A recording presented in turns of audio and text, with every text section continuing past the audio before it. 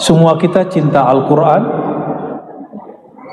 Al-Quran itu secara teks sudah berakhir 114 surat dan sudah tidak turun lagi. Kalau ada orang meyakini bahwa akan ada Quran baru, pastikan itu ajaran menyimpang. Kita tidak seperti itu. Tapi makna Al-Quran berkembang atau tidak? Berkembang nggak? Dulu jangankan di agama sebelum kita, di Islam sendiri meyakini bahwa bumi itu flat dan bumi adalah tempat alam semesta berotasi. Jadi kita senternya. Ternyata berkembang sekarang terbalik. Matahari tempat tata surya berputar. Kita nggak tahu lagi, nanti ada pertemuan baru. Maka orang meyakini bumi flat, bumi diam, alam yang berkeliling, atau yang sebaliknya, itu tidak berkaitan dengan agama. Itu berkaitan dengan pemahaman terhadap teks. Nah, ini beberapa tahun yang lalu banyak yang bertengkar di bab ini. Nah, Al-Quran sudah selesai, tapi pemahaman Al-Quran Allah selalu turunkan.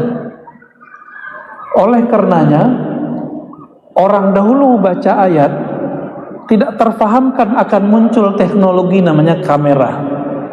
Tapi ketika Ibnul Haytham baca ayat tentang afalam yanzuru ila sama, apakah mereka tidak memperhatikan langit? Dan kalimat ain, mata, semuanya diteliti, jadilah kemudian awal daripada lensa. Maka kalau tanpa Ibnul Haytham kita nggak punya lensa kamera hari ini, nggak punya kacamata hari ini. Di zaman ini sudah lain lagi. Oleh karenanya pemahaman terhadap Al-Quran berkembang, Al-Qurannya tidak boleh berkembang. Al-Qurannya titik, qul a'udzu binnas, ujungnya minal jinnati wan nas, selesai. Ya. Nah, apa kata Imam Abu Madyan? Al-Quran nazal wa tatanazzal. Jadi ada dua. Al-Quran itu turunnya ada dua jenis. Yang pertama turun kalimahnya, surahnya, ayatnya, itu namanya nazal. Nazala atau nazzala atau anzala, artinya sama. Cuma dibedakan, anzala turun brek ke langit pertama, kalau nazzala turun bertahap. Inna anzalna, surat Al-Qadar, sesungguhnya kami menurunkan hu-nya Quran fi lailatul qadar, pada malam Lailatul Qadar, turun blok semua. Jadi di malam Lailatul Qadar itu malam keberapa? 27, bukan 17.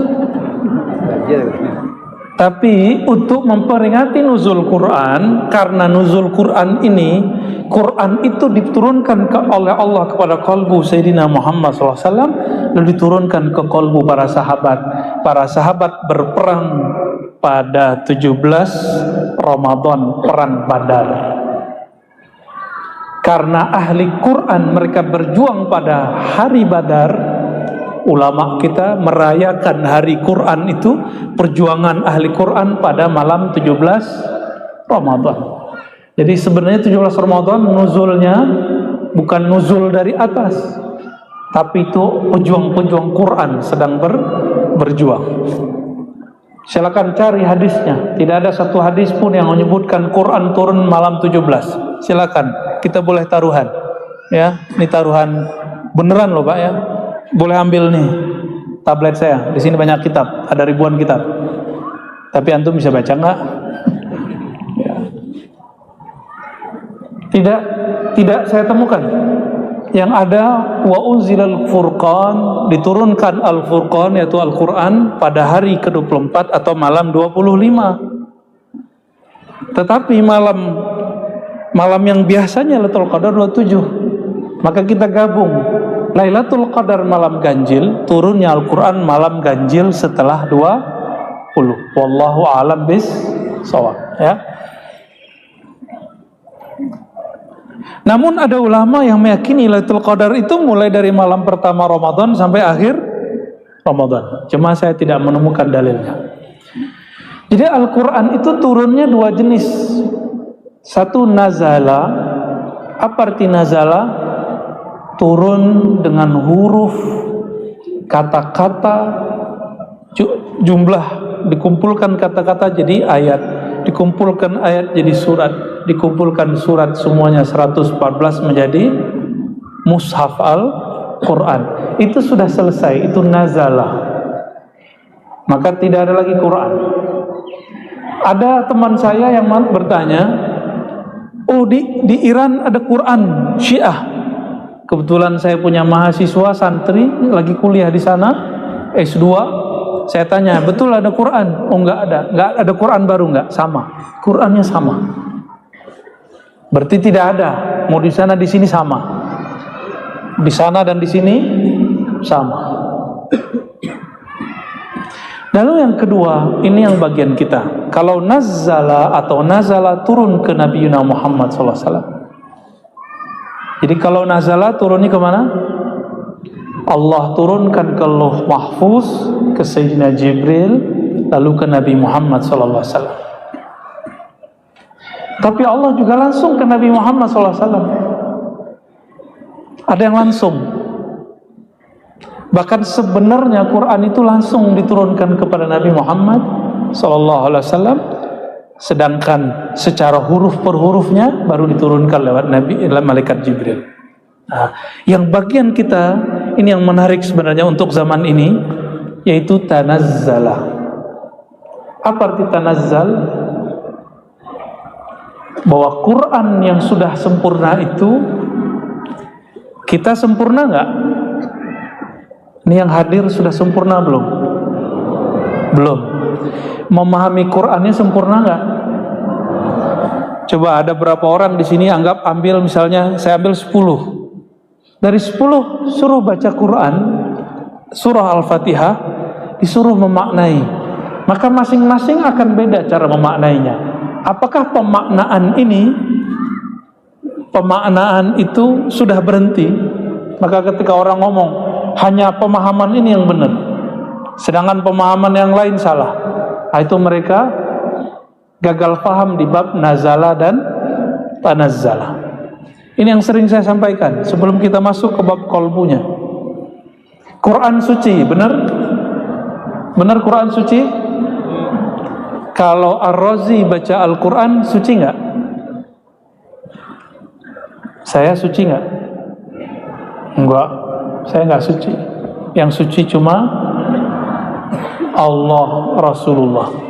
Tapi kalau Allah sucikan saya, baru saya bisa menyentuh Al-Quran. Maka disebut la yamassuhu illal mutahharun. Tidak dapat menyentuhnya kecuali orang yang disucikan, bukan yang merasa suci. Beda yang disucikan dengan yang merasa suci. Orang-orang yang merasa paling benar, yang merasa benar, itu orang-orang yang tidak akan dapat menyentuh Quran. Kenapa? Karena dia merasa suci. Orang merasa suci itu sombong. Itu sifat iblis. Iblis itu sekelas Nabi SAW merasa berdosa. Masa ente merasa suci? Nabi setiap hari masih mengatakan, ya Rabb, ighfirli wa tub alayya.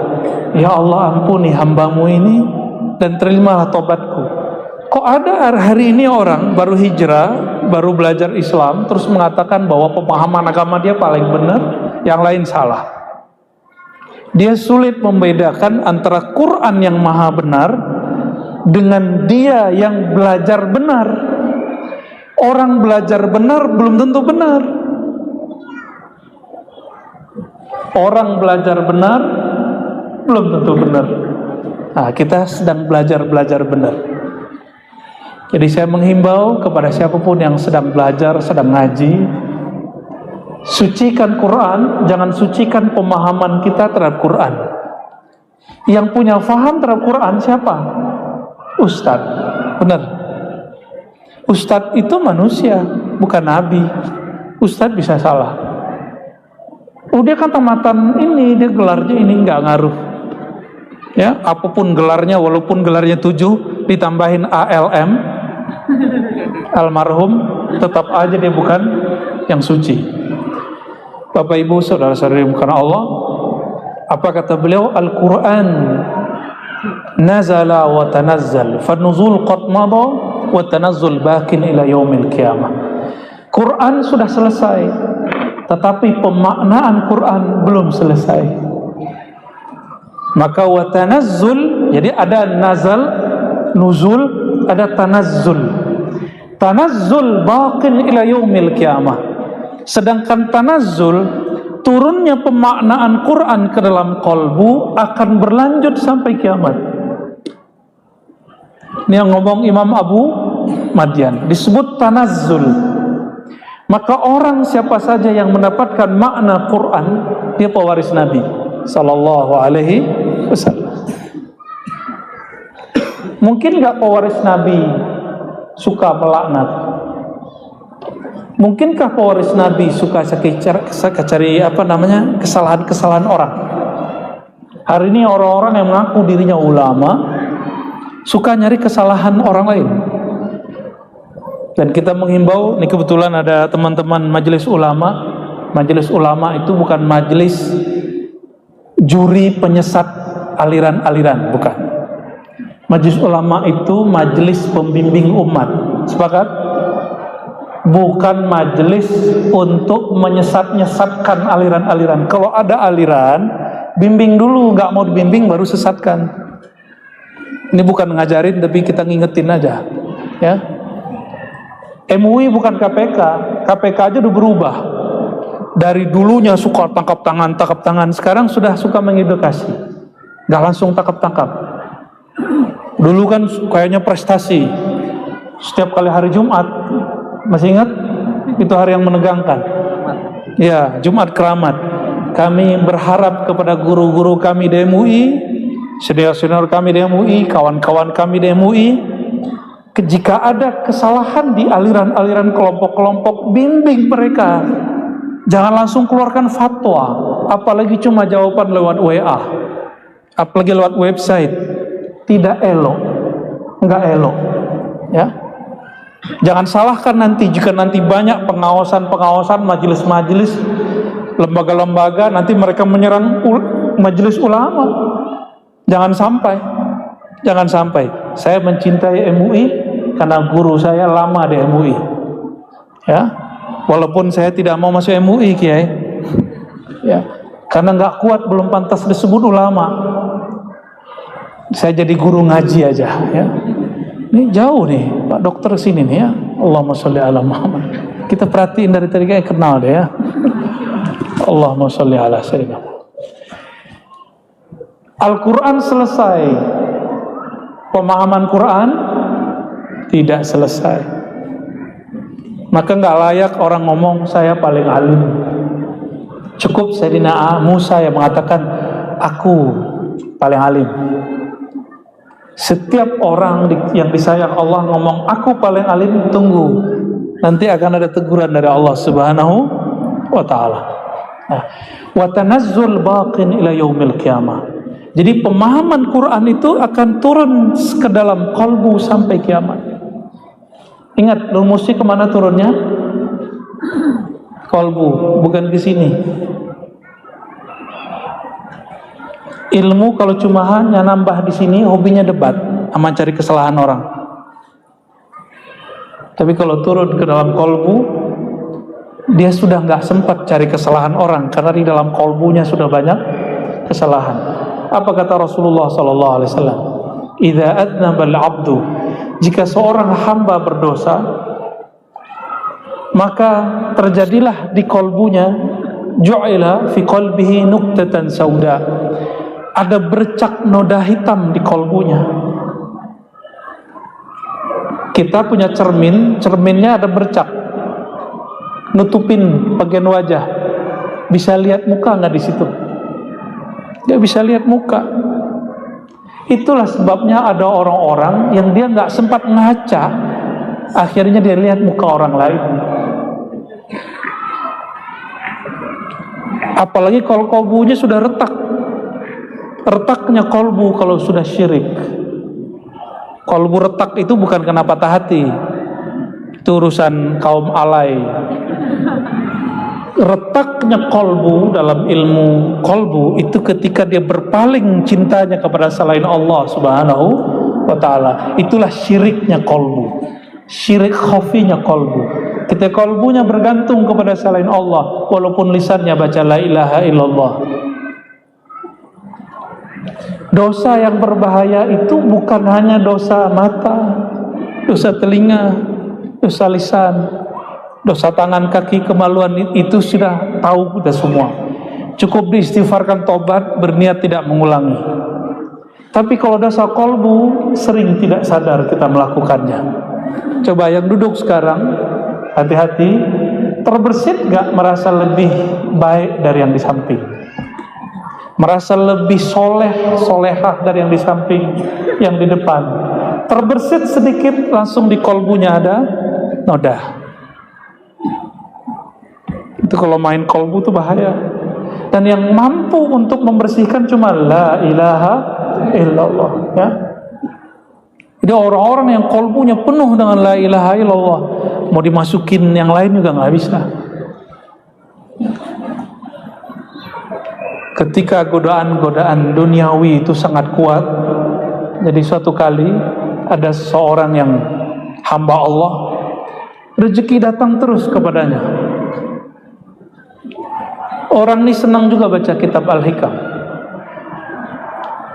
Tapi ketika datang terus zikir, kata Imam Notoilah, kamu boleh terima hadiah pemberian orang, tapi yang kamu lihat Allah yang ngirim, bukan makhluk. Karena kalau kamu lihat makhluk yang ngirim, kamu akan tunduk kepada makhluk. Allah cemburu. Allah cemburu. Terus gimana? Terilhamlah hadis tadi ke dalam kolbunya.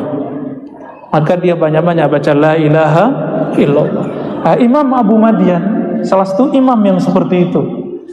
Beliau jika lagi kolbunya gersang, maka dia banyak-banyak baca la ilaha illallah wahdahu la syarikalah lahul mulku wa lahul hamdu yuhyi wa yumit wa huwa ala kulli syai'in qadir.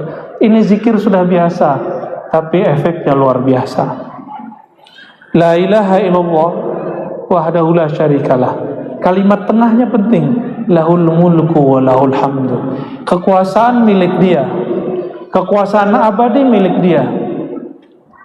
Mohon maaf, kalau presiden, gubernur, bupati, wali kota berapa tahun? Kalau maju lagi, berarti cuma 10 tahun. Kalau dia maju lagi, berarti yang pertama 2 tahun sebelum dia maju, dia harus off dulu. Nggak maksimal kekuasaan di dunia.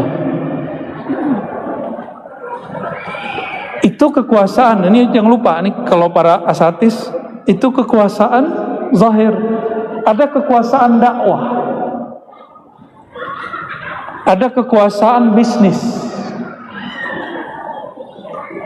Kekuasaan dakwah itu milik Allah. Ketika seorang dai klaim itu milik dia, ini lapak gua, lo jangan ambil. Ke temannya sesama pendakwah, siap-siap Allah murka kepadanya. Kenapa? Lahul mulku, semua kekuasaan milik dia.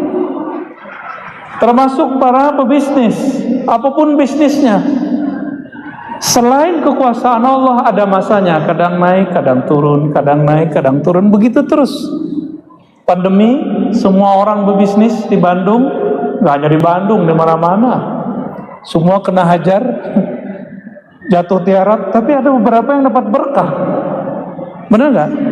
Ada 1-2 yang naik, terutama bisnis masker. Ya, kalau bisnis jilbab jatuh, bawah. Apalagi itu kekuasaan, maka pulangkan kepada Allah. Lahul mulku, ya Allah, kekuasaan ini milikmu.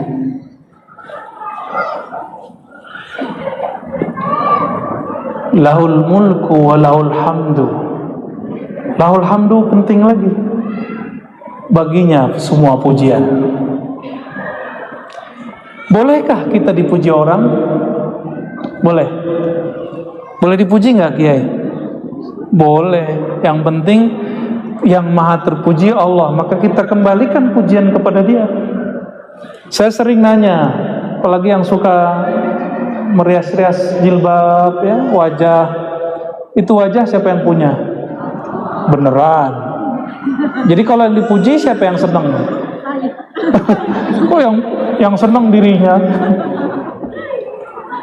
Ini muka siapa yang buat? Orang tua? Bukan. Hidung mancung, ente namanya mancung. Ini siapa yang buat? Bukan kita. Maka ketika ada orang memuji, pulangkan kepada Allah. Jangan GR. Termasuk kalau kiai ngajar, terus jamaahnya tersentuh, itu bukan kita yang menyentuh dia. Siapa yang menyentuh dia? Yang punya kolbu. Jadi apapun yang masuk ke dalam kolbu itu Allah yang izin. Maka bersyukur kepada Allah Subhanahu wa ta'ala. Jadi saya boleh terima pujian, teman-teman yang hadir ini boleh terima pujian, syaratnya satu: kembalikan pujian kepada Allah. Seandainya kita nggak dipuji, kita akan mengatakan, ya Rob, benar, aku memang tidak terpuji, yang terpuji hanya Engkau. Sepakat? Masih marah dibully orang, ngamuk dibully orang, berarti nggak lolos baca la ilaha illallah wahdahu la syarikalah lahul mulku wa lahul hamdu. Itu yang modal awal. Ini bacaan udah dibaca sedari TK, tapi udah tua kok masih nggak paham juga. Silakan baca ini, dirasa-rasakan. Ini wirid Imam Abul Hasan Syazili. Beliau baca setiap pagi dan sore. Kalau sibuk 10 kali, jika standar beliau baca 100 kali. Pagi sore. Silakan diamalkan, ya.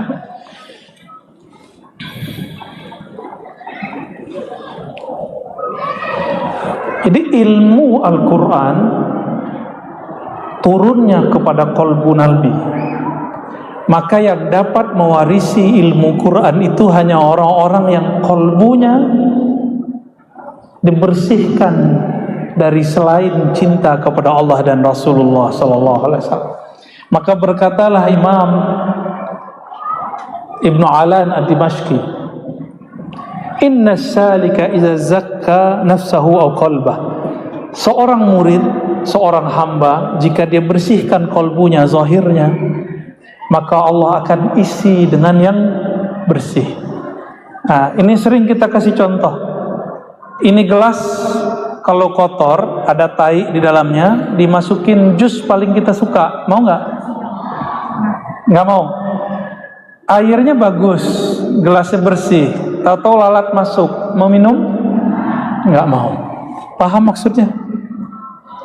Maka harus dikuras lagi, diistighfarkan lagi, diisi lagi dengan la ilaha illallah. Begitu terus, dan harus setiap hari.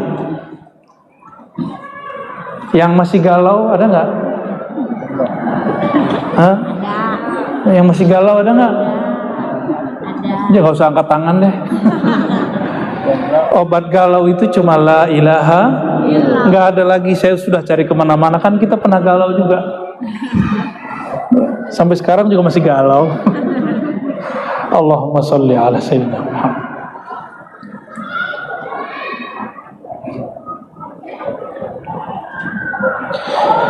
Al-Quran turun kepada kolbu Nabi. Maka pemahaman Quran hanya turun kepada kolbu orang yang mengikuti Nabi Sallallahu Alaihi Wasallam. Bagaimana cara ikut Nabi? Saya mau tanya, Nabi itu, mohon maaf nih Albis nih, Nabi itu datang pakai fashion atau pakai kolbu?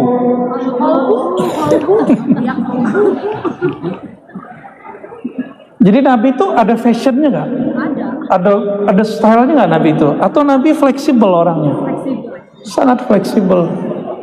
Nabi itu, nih jangan ditiru Pak yang ini berat. Kalau yang sanggup aja. Nabi itu bukan orang miskin. Bajunya kebanyakan impor. Jangan ditiru. Jadi Nabi itu punya jubah. Ini namanya jubah.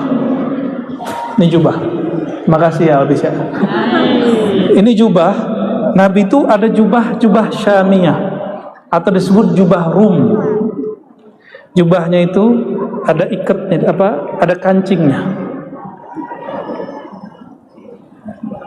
Ada jubah Bahrain, ada jubah Yaman, ada jubah Mesir, macam-macam. Nabi koleksi.